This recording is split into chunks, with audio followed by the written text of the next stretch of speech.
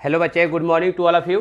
Now I am going to start poem trick. How we can write a summary and lines. बच्चे हम कैसे summary लिखेंगे, कैसे line लिखेंगे, हम उसका एक ट्रिक बना रहे हैं। ऐसा ट्रिक जो है ऑलमोस्ट किसी ने नहीं बनाया है। ये तो मेरे प्यारे बच्चे, किसी ने लिखा है, पोएम का नाम दे दिया है और उसके बाद में थोड़ा सा उसका कांड दे दिया, जन्म मरण दे दिया, बस काम खत्म। हो सकता है अधिकतम से अधिकतम उसका प्लेस दे दिया।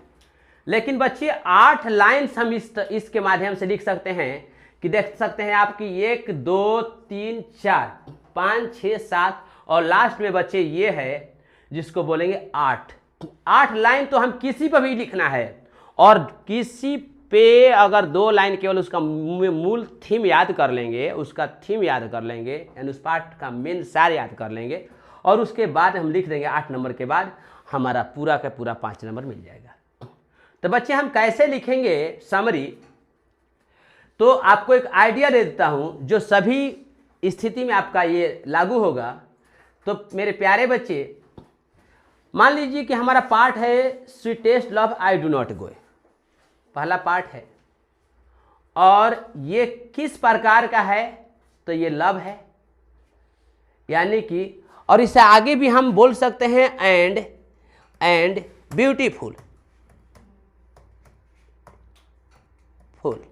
ब्यूटीफुल, तो लव एंड ब्यूटीफुल है। और सेकेंड चीज, थर्ड जो है किसने लिखा है, जॉन डॉन ने। उनका जन्म कब हुआ था, तो 1572 में। उनकी मृत्यु कब हुई, 1631 में। वह किस प्रकार के कवि थे, डिजिग्नेशन, ठीक ना। तो वो मेटाफिजिकल पोएट थे कि पीपल्स पोएट थे या वर्सटाइल पोएट थे। वर्सटाइल पोएट का मतलब होता है बहुमुखी, बहुत प्रकार के ना, जो मिक्स एक कवि होते हैं जो 2-3 प्रकार की चीज़ जानते हैं, उसको हम लोग बोलते हैं वर्सटाइल पोएट। और कहाँ के रहने वाले थे, इंग्लैंड के। और ये क्या चीज़ से संबंधित था, रिलेटेड, वो हो गया ट्रूथ ऑफ लाइफ। किसी भी पार्ट का अगर समरी आपको लिखना है तो ये चीज़ अगर आपको पता है तो आराम से 7 से 8 लाइन आराम से लिख लोगे। और लिखने के बाद उस पाठ का क्या काम करना है, जो उसका मूल सार होता है। हर पाठ का कुछ ना कुछ तो उसका रहस्य होगा, किसी न किसी टॉपिक पर उसका बात डील होगी। तो वो बातें जो है वो 8वां लाइन के बाद, जो ये 8वीं लाइन है, इसके बाद वो लिख देना है मूल सार, इसके जस्ट बाद ना। तो मेरे प्यारे बच्चे कैसे लिखेंगे देखिएगा। मैंने क्या काम किया है आपको समझाने के लिए कि ये पूरा का पूरा को मैंने कॉपी कर लिया समझाने के लिए, ठीक ना। चाहे इसका करना हो और चाहे इसका करना हो, तो हम पहले ए का करके आपको बताते हैं कि हम sweetest love I do not गो पे कैसे हम लिख सकते हैं समरी, ठीक है। इसको आपको याद कर लेना है। अगर नहीं याद है तो मैं इसका अगले वीडियो में इसका ट्रिक भी बना लिया हूँ, ठीक है। अगला वीडियो में आपको मैं ट्रिक बताऊंगा कि इसको हम कैसे याद करेंगे, हाउ वी कैन रिमेंबर ना। तो इसका मैं ट्रिक आप लोगों को बताऊंगा, लेकिन अब कोशिश कीजिए कि अगर आपको याद हो जाए तो और अच्छा है, नहीं है तो फिर मेरा वीडियो देखिए ट्रिक वाला, ठीक है। तो उसको आपको लिखना पड़ेगा, मतलब किरण तुंगा का पोयम ट्रिक ना, पोयम ट्रिक। तो आप उस में वो आ जाएगा आपका। तो क्या करना है कि कैसे लिखेंगे, पहले हम ये लेकर के आपको समझाते हैं। मान लो कि आपको इमेज याद है तो मेरे प्यारे बच्चे देखिए, ये हमारा पाठ हो गया, ये हमारा प्रकार हो गया, पोएट का नाम हो गया, जन्म और मृत्यु हो गया, वो किस प्रकार के कवि हैं, क्या चीज़ पे हैं वो लिख दिया, कहाँ के रहने वाले और क्या चीज़ से संबंधित है, ठीक है। और उसके बाद में in the poem the poet want to describe that, उसके बाद में इसके बारे में बोले हैं आपको कि मूल थीम ना यहाँ पर उसका लिख देना है, यानी पाठ का सार हुआ। उसके बाद तो देखिए कैसे लिख रहे हैं, यहाँ पे समझने की कोशिश कीजिएगा कि पाठ का नाम दे रहे हैं। देखिएगा शुरू में sweetest love I do not go, summary लिखने जा रहे हैं ना। यहाँ पे क्या लिखने जा रहे हैं, समरी। तो समरी लिखने जा रहे हैं तो यहाँ पे कैसे लिखेंगे, sweetest love I do not go is a love and beautiful poem, हो गया। Which is written by which is composed bye या रिटेन बाय, रिटेन बाय भी वही मतलब हुआ, कंपोज्ड बाय का भी मतलब वही होता है। तो which is written by John don, जिसे जॉन डॉन के द्वारा लिखा जाता है या लिखा गया है। ओके, अब he was born in 1572 and did in 1631। उनका जो है जन्म 1572 में हुआ और उनकी मृत्यु कब हुई? 1631 में। He is a metaphysical poet, वह एक मेटाफिजिकल पोएट थे, कवि थे। And he belongs to England and it is related to truth of life. आगे देखिए 8 नंबर पे, देखिए नंबरिंग करके देना है। जब आप एग्जाम में लिखिएगा तो ये नंबरिंग मत कीजिएगा, ठीक ना। ये आपको मैंने ट्रिक देने के लिए, मतलब ट्रिक के लिए बता रहा हूँ, आपको समझाने के लिए मैंने देकर के बताया हूँ कि भाई 8 लाइन नंबर लिखा हूँ तो 8 लाइन में क्या आपका 8 लाइन बन रहा है कि नहीं बन रहा है? तो देखिए 8 लाइन बन रहा है, ठीक है। तो in the poem the poet wants to describe that, कविता में कवि वर्णन करना चाहते हैं, दैट मतलब कि। अब ये पाठ का थीम मैं बोलने जा रहा हूँ। अब यहां से क्या हो जाएगा बच्चे? पाठ का थीम कि the importance and power of true love in human life, यही उसका मूल थीम था कि मनुष्य की जिंदगी में, मनुष्य के जीवन में सच्चा प्यार का शक्ति और महत्व क्या है। न महत्व के बारे में क्या है उसके बारे में वो बता रहे हैं कि मनुष्य की शक्ति और उसके महत्व के बारे में बता रहे हैं कि सी बिकम्स वेरी सैड। उसमें ये बता रहे हैं सी बिकम्स वेरी सैड, वो बहुत उदास हो जाती है। जब उसका प्रेमी जो है यात्रा पर जा रहा था तो क्या वो उदास हो जाती है। And he tells his wife that they are not going to separate from each other because true love never dies. मतलब इन द सी, वो बहुत उदास रहती है तो वो अपने प्रेमिका से यानी अपनी वाइफ से बताते हैं कि वह उससे दूर यानी अलग, एक दूसरे से अलग होने नहीं जा रहे हैं, क्योंकि सच्चा प्यार कभी मरता नहीं है। Means we can say that in other language his beloved, he is going to convince his beloved, he is going to convince his beloved, अपने प्रेमिका को समझाने जा रहे हैं यानी समझा रहे हैं। he is convincing his beloved कि मैं आपसे दूर नहीं जा रहा हूं, यानी कि हम एक दूसरे से दूर नहीं जा रहे, बट डेथ इज इनवाइटेबल, लेकिन मौत जो है निश्चित है यानी कि अटल है। Everybody has to face it, मौत तो भाई निश्चित है, हर किसी को इसका सामना करना पड़ता है। बट सोल नेवर डाइज, लेकिन आत्मा मरता नहीं है। लोगों का ऐसा मानना है कि सोल इज इमोर्टल, आत्मा अमर होता है, तो वो कह रहे हैं कि आत्मा कभी मरता नहीं है। और आगे समझा रहे हैं एग्जाम्पल दे करके कि as yesternight the sunset, जैसे कल सूरज जो है डूब गया था, and yet it is here today, और अभी यहाँ पर है। सिमिलरली उसी प्रकार आई विल बी बैक, उसी प्रकार मैं भी वापस आऊंगा यानी हूंगा। My return will be faster than that of the sun, मेरा जो वापसी होगा ना उस सूरज से भी तेज होगा, यानी कि बहुत फास्ट होगा। ऐसा मेरा वापसी उससे भी ज़्यादा होगा।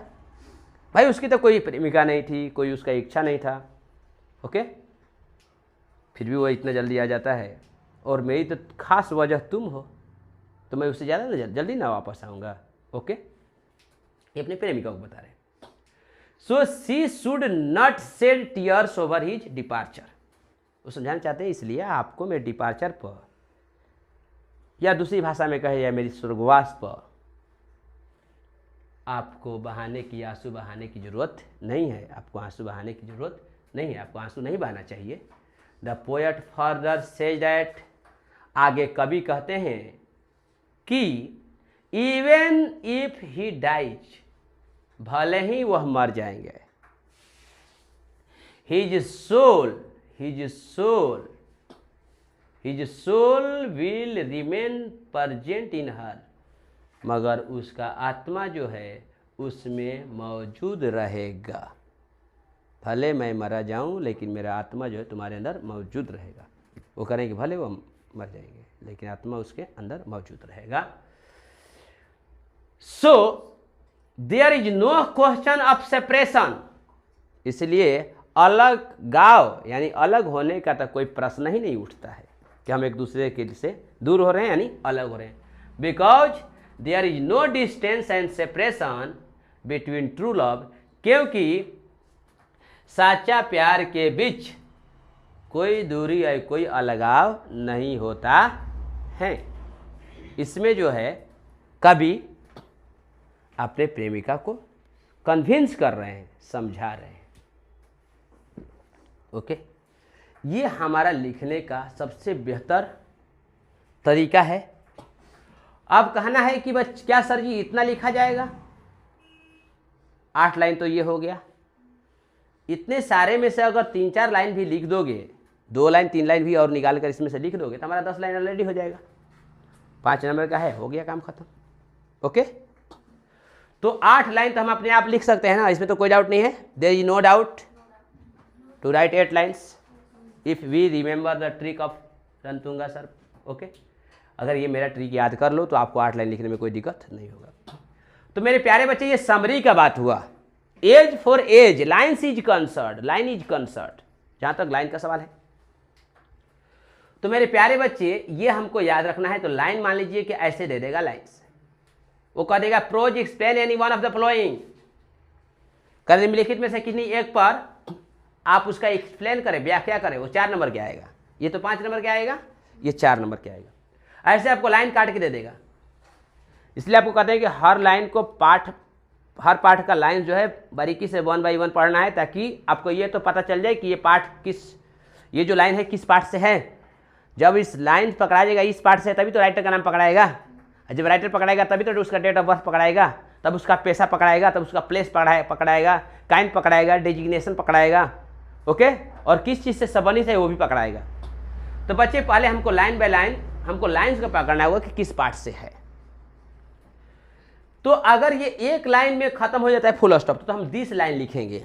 अगर मानते लगता है कि लाइन खूब ज़्यादा है तो हम दीज लाइन्स कर देंगे। जैसे दीज लगाएंगे THEAC, दीज का प्लुरल दीज और डैट का प्लुरल दोज, तो 20 लाइन्स इसमें भी एस लगाना पड़ेगा। तो यहाँ पर हैव करेंगे ना, क्योंकि ये रूल है कि हम भी सिंगल तुम भी सिंगल, हम भी डबल तुम भी डबल, यानी कि सब्जेक्ट सिंगुलर होगा तो वर्ब भी सिंगुलर, सब्जेक्ट प्लुरल तो वर्ब भी प्लुरल, यानी कि दीज लाइन्स होगा तो यहाँ पर हैव हो जाएगा। तो ये लाइन दिया रहेगा, और लाइन को हम जान गए कि ये कहाँ से है, ए लिव नॉर पार्टेड बी मो, मतलब ये sweetest love I do not गो ऐसे है। ओके, तो उस कंडीशन में क्या करेंगे छोटी, लिखेंगे कि this line has been taken from the poem sweetest love I do not go. ये पंक्ति बोलेंगे। अगर ढेर सारे है तो ये पंक्तियां बोलेंगे, तो यह पंक्ति बोलेंगे। यह पंक्ति sweetest love I do not go कविता से लिया गया है। विच इज लव पोयम, जो कि विच इज लव पोयम, ध्यान रखिएगा, विच इज लव पोयम या लव एंड ब्यूटीफुल पोयम, ठीक है, विच is love and beautiful poem, which is written by John Donne and it is written by John Donne। 3 line तो अपने आप लिख दिए ना।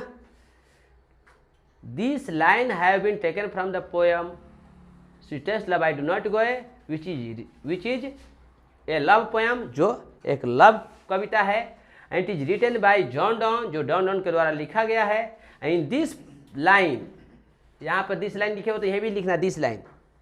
In this line, the poet describes that, इस पंक्ति में कवि वर्णन करता है कि लवर लिव इन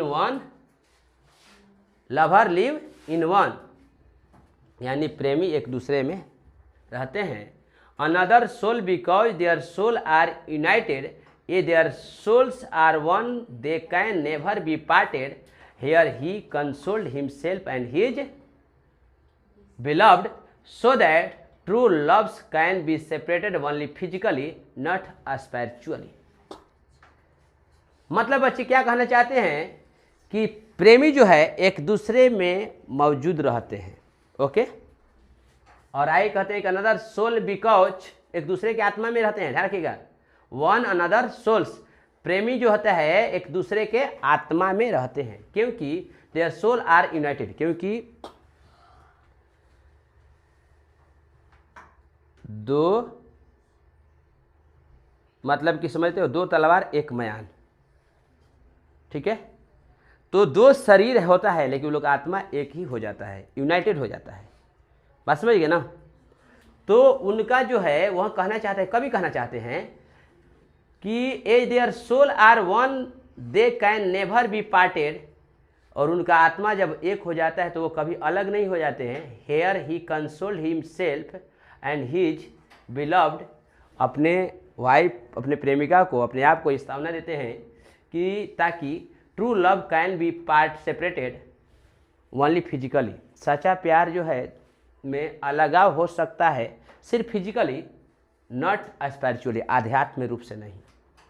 हो सकता है कि हम तुम दूसरे से प्यार करते हैं तो फिजिकली दूर हो सकते हैं, हम तुम यहाँ से चले गए सासाराम, हम यहाँ हैं, लेकिन आध्यात्म रूप से यानी दिल से हम लोग एक दूसरे से दूर होते नहीं हैं। बच्चे उसका पाठ का यानी कि मेन जो है उस लाइन का मेन थीम लिख देना है। तो ये 3 लाइन तो अपने आप लिख देंगे, लाइन्स भी होगा तो हम 3 लाइन लिख देंगे ना। ये लाइन को हमको पर लाइन रूट लेना है कि this line has been taken from the poem sweetest love I do not go, which is love poem and it is written by John Donne, and this lines the poet described at. और उसके बाद जो हमारा line का जो भी बात निकल रहा होगा, मूल बात, उसका मूल सार जो निकल रहा होगा, वही यहाँ से हम लोग को लिख देना है, ओके। और जब हम लिख देंगे तो हमारा 4 का 4 में पूरा नंबर मिल जाएगा, ओके। तो इस तरह से आपको जो है ये मेरे ट्रिक को ज़रूर याद करना होगा और याद करके आना होगा। जो हम आपको जो ट्रिक दिए हैं ये वाला, तो आप लोगों को कितने लोगों को दे दिए हैं ट्रिक?